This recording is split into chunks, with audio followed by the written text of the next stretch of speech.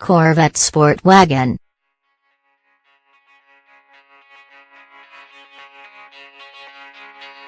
At least a practical vet, and you can build it.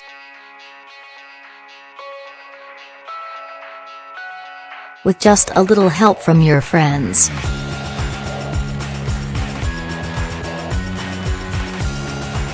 The Corvette is the epitome of the big on the outside, small on the inside school of sports car design.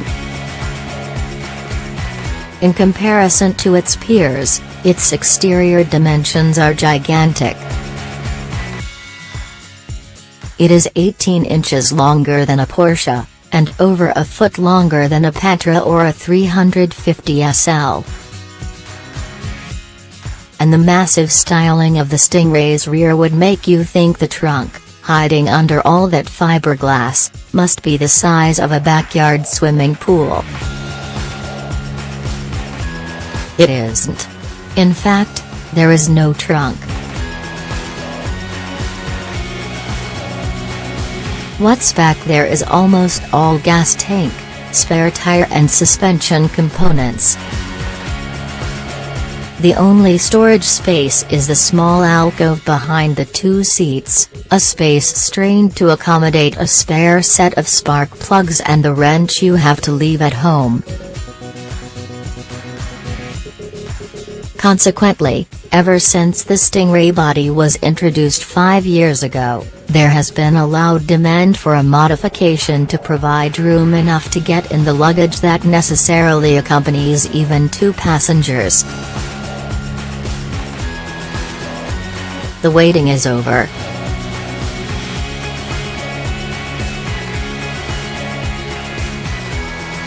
The Corvette SportWagon is here.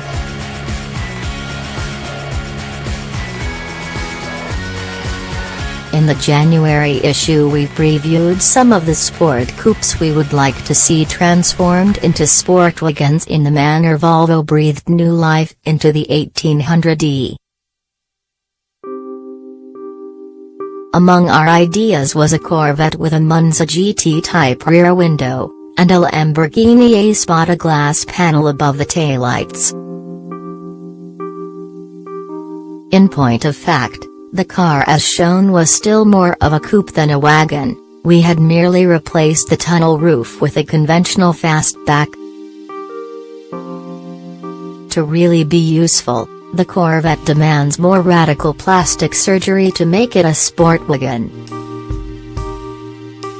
And that is what you see here.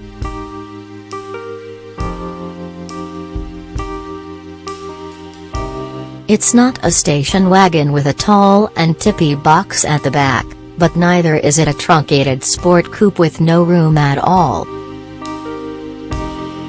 It doesn't have seating for 9, room for the proverbial 4x8 of plywood, nor does it look like something to be painted school bus yellow and have flashing lights on the roof.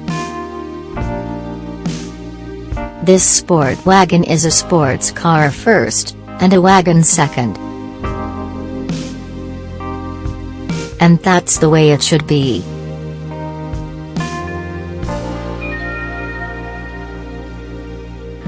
We have tried ourselves to make a sports car out of both wagons and vans, and we know from experience that if you want a true sport wagon, you have to start with the sport and add the wagon, rather than the other way around.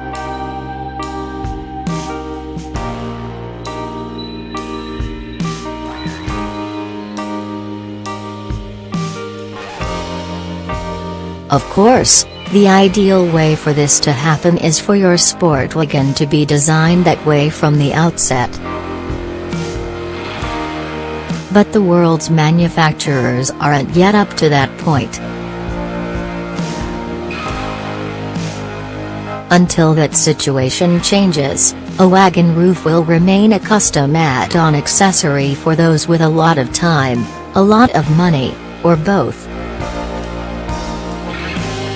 Harry Bradley is a freelance California designer, and a professor at the Art Center School in Los Angeles. His particular specialty is designing custom cars for those who do have a lot of time and money to spend. Concurrent with our design, Bradley was working on an improved version. He decided to update the Corvette styling by using a roof similar to that on the Vega Comeback, complete with spoiler, perhaps the most current of Chevrolet's offerings in terms of design.